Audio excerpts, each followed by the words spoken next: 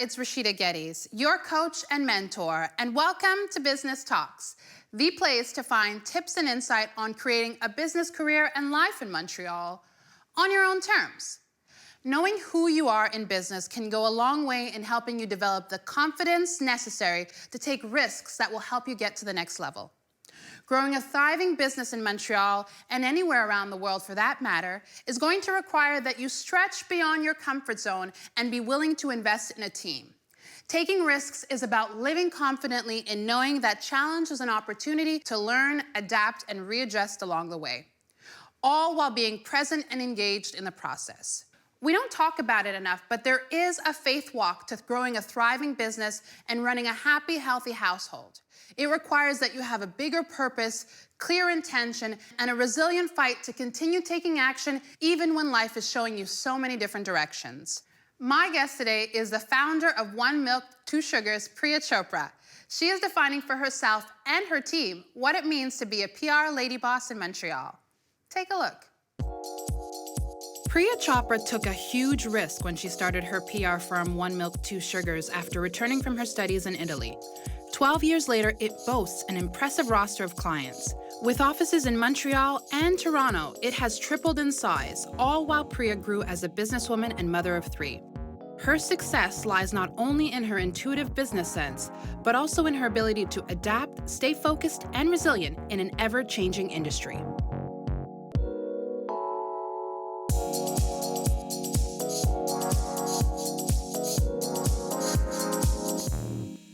Welcome to the show, Priya. Thank you so much for joining us today. Thank you for having me. Absolutely. Now, I know that you are of East Indian descent, and I'd love to know, how did that impact your business sense?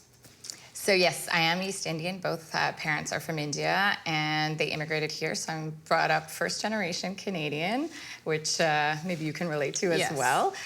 So academics was super important being East Indian. You know, there was never a time, even on like when we have summer holidays from school, my dad would make us do homework. I appreciate it. Fun. We would always do a few hours of homework, nonetheless, even during the summer months. So growing up extremely academic helped me obviously excel at school, which helped me, you know, towards my future when I was graduating.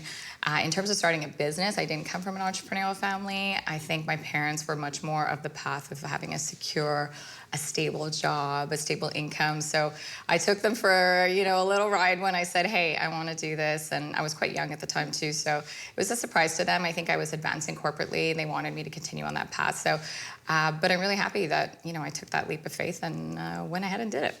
Now, I know that you started your business after coming back from studying abroad in fashion, and you decided to forego a corporate career. Why did you decide to do that? Why did you decide to go the business route instead of really getting your footing in corporate? And how do you think that's helped you with, you know, advancing over the last 12 years in your business? I think even more than that, right? 12 plus years. 12 plus years, yeah, we're in our 12th year now. So I think that it was always an inner calling. I think a person who wants to go the entrepreneurial route, it's not easy by any means. I think of all people that start a business, I think only 50% is something that I hear will succeed in that. Businesses take 3 to 5 years to really make it, so you have to be extremely resilient. I don't think it's a path that everyone wants to take, so you really have to want it. So I did. I had always explored little businesses, small startup businesses, even during school years. So at this point in time, when I returned from abroad, I studied my master. I went to do my master's in Milan, lived la dolce vita, and I came back to Montreal and found myself unemployed at that time. So I said, hey, and I did look for a job. I did. I took 6 months applying for different kinds of opportunities. And I just kept going back to that idea that, you know, now's the time. I have this freedom to choose what I want to do. I'm always very much sky's the limit in my thinking. So I said, hey, I want to build a career that, you know, is my dream. And I think that story resonates with so many people, not just those that might be unemployed, but those that are thinking of transitioning. They might be in a corporate position right now that they've been in for a few years, and they feel stuck, and they need to change and they need to move on. So can you tell them a little bit what it's like being your own boss, and maybe giving us the day in the life of a PR powerhouse? Yes, well, once you get through the beginning, which is very challenging, I think the benefits are just bountiful. I mean, it's amazing to be your own own boss, the freedom, the flexibility of making your own schedule, living life by your rules, taking on clients, going after the clients that you really want to represent, carving out a little piece, of the big business world all for yourself. So I think it's an amazing opportunity if you can get there. Once you are there, a day in the life, I mean, really, every day is so different and so varied. But I think, it really brings a total sense of self-accomplishment like no other. Yeah, and you were talking about knowing the type of clients that you want to serve. Why was it important for you to know who you were in business? And I know that you did that early on to really figure out who you were, what you wanted to achieve, the clients you wanted to go after. Why is that important for you to start early on in business? Well, I think there's still a lot to figure out. Even today, having been in business for 12 years, we're constantly reconfiguring the business model, and now I have a staff that also helps me brainstorm these ideas. But when you're starting something, it's really just you. So you're in your head, and you're asking yourself a ton of questions, and I can't lie and say that, hey, it was right off the bat, I knew what I wanted to do. I think that it took me many years of saying, yes, I can do this, and yes, I will take on this business. And anything that comes your way, you're like, I'm gonna grab this client, because obviously you want your business to grow. But actually, in reverse, saying no was the biggest thing for me. It was, no, I'm not going to take on that client. I'm going to, focus my time on where I want it to be. I'm going to go after the clients that will really carve out a place in this market for me. So the more niche we became as a business, the more we propelled. So I think that was the biggest, eureka moment, if you will, or aha moment, as they say, as Oprah says. So yeah. And I love the fact that you were talking about that, finding that niche, because some people think that if they go for a specific target audience, their specific dream client, that they're going to miss out on having opportunities from other bigger names. And in that case, in this type of business, in any business actually, it's actually the reverse. The more niche you become, the more you open yourself up to a global market, because you're offering something that's unique, that no one else offers in the exact same way. So true. And what I love about how you grew your business was that you actually grew it while having little ones, while having children. Yes. Now, managing expectations as it relates to your clients, to your family, to the obligations that you have can be challenging. How did you contend with managing expectation in your own business and in your own personal life? And what life lessons, or what big lesson came out of that?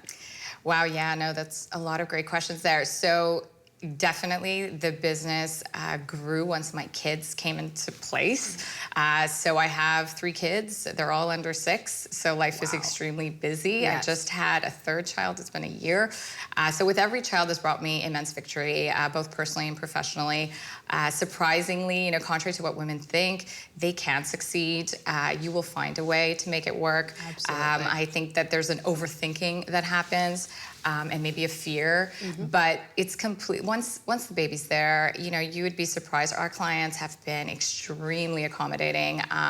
So I've had to work on putting myself a little bit in behind the scenes and making sure I've hired and staffed up a very, very skilled team to represent the agency. Of course, there's a lot of training that goes into that. It's still my business. It's still something that I set up, and it's a reflection of me. So I'm extremely involved, and I think people are a little bit surprised. They say, "So are you going on mat leave?" And I said, "No, I'm not going on mat leave. I'm still there. This is my mat leave." This is my mat leave. I was at an event the other day at the office. They're like, "Are you back?" I'm like, "I wasn't really gone. I'm always there. They may not see me in the day-to-day for every single meeting or event, but I'm always there." So yeah, repositioning a little bit the expectation of the client, making sure that they understand that there is their day-to-day person who's there, but I'm just a call away. I'm still there, go-to. I'm always available. I'm always around. So yeah, I think that took many years to do that. I can't say it happened with the first child. I think with the first child, I was still working many late hours, still getting the business a little bit established. We were in the growing pains at that time, getting everything, off the ground. We opened a second office when I had my second child, and now just kind of managing all that with the third. So yeah. Yeah, and I think it's great too that your kids actually are able to see that. I know being able to be a working mom and being able to go after your dreams, I think is something, especially, young children that are impressionable need to be able to see. They need to be able to see those examples and different models of different ways to do it. Yeah. Now, I think what's really important, and I know that I developed that sense that when I had my first youngest daughter, is really trusting in your intuition and knowing when something feels right and works and you should go for it, and knowing when to pull back and say no, as you mentioned. Yes. Was that something that you had all along, or did you develop it along the way? I think intuition or having good instinct is something that you can nurture and develop. I think working with clients and just understanding their expectations, putting myself in their shoes is a skill that I've honed over years. And I think that that's what makes our business able to succeed, because I'm sort of in their mind. So when somebody in my team is giving me their to-do list, and I'm like, well, have you checked in with this person? Have you checked in with that? Because I know what they're thinking. And sure enough, we might get an email that very day, and they always are like, how did you know that, Priya? I said, it's just years of, practice. So I think intuition, for sure. I've always had a great instinct. Actually, I have this t-shirt that says, my intuition told me so. And when I saw that shirt, I said, I have to buy this because I live by that. Yes. I always live by that. So even when I make my decisions, they're very rash sometimes. I might wake up in the morning and have an idea, and it has to be done that day. And it's really guiding me. My intuition is always guiding me. So I think that it's something you can develop through practice, but I think innately it's there as well. And as an entrepreneur, even more so. Absolutely. And as women, I think that we have a keen, more intuitive sense of how that intuition plays out, especially because it's that mother nature thing, right? And being able to say, knowing when something's wrong and knowing when something's right, we intuitively know that. So if we can tap into that more, we realize that it can play out in so many different aspects of our lives. Definitely. And what I love about business, and also hate about business, is the acquisition of new clients. Yes. Now, you talked about early on in your career cold calling, and that experience, how it was a character building experience. Can you tell me about a lesson you learned, maybe a story, an anecdote, something about your experience cold calling? Because I know I've done that. I know I've had to do that. And anybody that's growing a business, that's trying to get themselves out there, trying to get people familiar with the brand, are going to have to do that. So if you can talk about that a bit. Yeah, cold calling, I mean, it's a testament to character. It's very difficult, obviously, on your self-esteem, because, you're knocking on doors, old school style, trying to get people to notice you and who you are and what you're doing.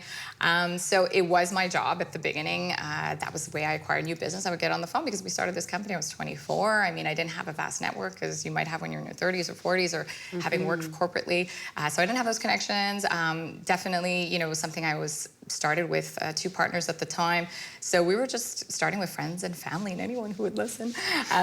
So really a story I still remember that made me feel like, okay, I think I'm pretty good at this.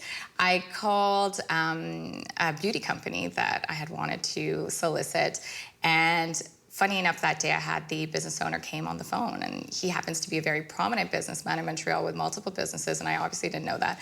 And I gave him my 2-minute, sales pitch on the phone, and I'll never forget. He said, okay, I want you to come in, and I want to meet you. And I said, okay. So when I went into his office and I met with him, he called his son, who works for him, and he said, okay, I want you to repeat exactly your sales pitch to my son, because that is how my son should be selling as well. Wow. So it was such an amazing sense of, just a pat on the back for all those years of cold calling and getting this respect from such a prominent businessman, who I'm still in touch with today, actually, and has supported me over the years. Absolutely. That's a beautiful story, and I think it's a testament that the more you practice and the more you get, comfortable with saying what you do, who you serve, what you offer, and why it's unique on the market, the better you'll become at being able to express that, and people will get it. They will get it, and they'll want to work with you just because of that. The passion has to be there.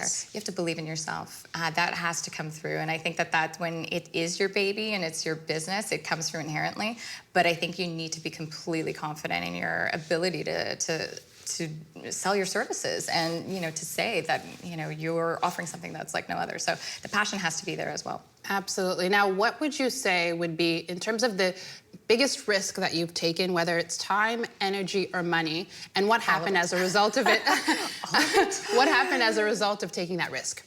Risk has always brought great reward. Completely believe in that. That's what I was saying before. I just go to sleep at night, or I'll be taking my shower, and all of a sudden I'll have this idea, and I have to just go for it. And it's always worked for me. I think as you grow in business, a big risk that puts a lot of pressure is capital, and getting the capital to grow, investing your own capital. I mean, I was all self-financed. So I think that, that is a lot of pressure for some businesses when you're trying to make that big jump and grow your business.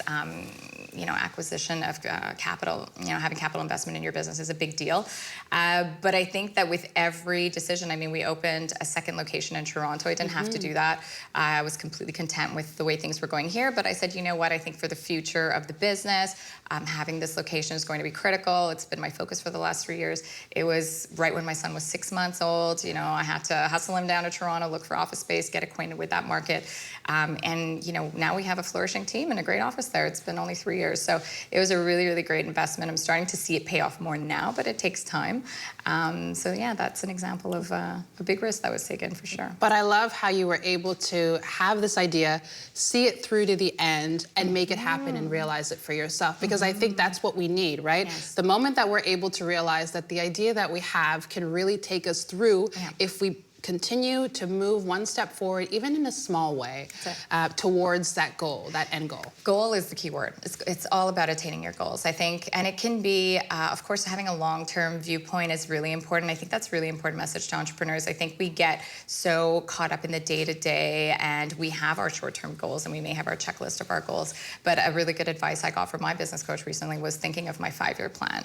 What exactly is that? And it doesn't have to be detailed. He said, put it down on paper, 1 page, 2 pages, that's it. It doesn't have to be more than that. And that got me thinking, I said, I haven't even done that. I haven't thought 5 years down the road. I may think 3 years down the road, but 5 years seems long.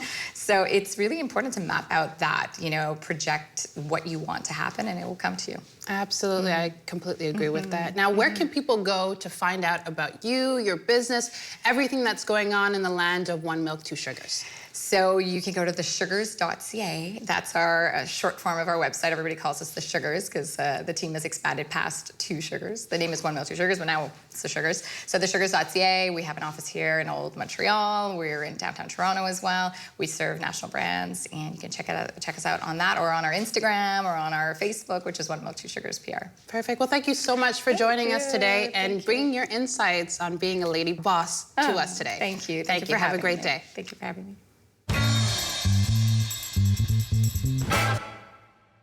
My interview today left me with 2 takeaways. First, in business, it's important to trust your intuition, and that is something you can strengthen as you go. Just remember that we all have the ability to tap into that intuition, whether in our business or our personal life. And second, someone is waiting for what only you have to offer. By not taking risks and walking in your authority, Montreal is missing out on your genius. I'd like to thank my guest, Priya Chopra, for being with us today, and I'd also like to thank you guys for tuning in. Are you ready to create a business, career, and life on your own terms? Are you looking to leverage your strengths so that you can transform your life? Visit RashidaGeddes.com to learn more about how I can help you and your business. Empower, mentor, lead, and never stop learning. Bye for now.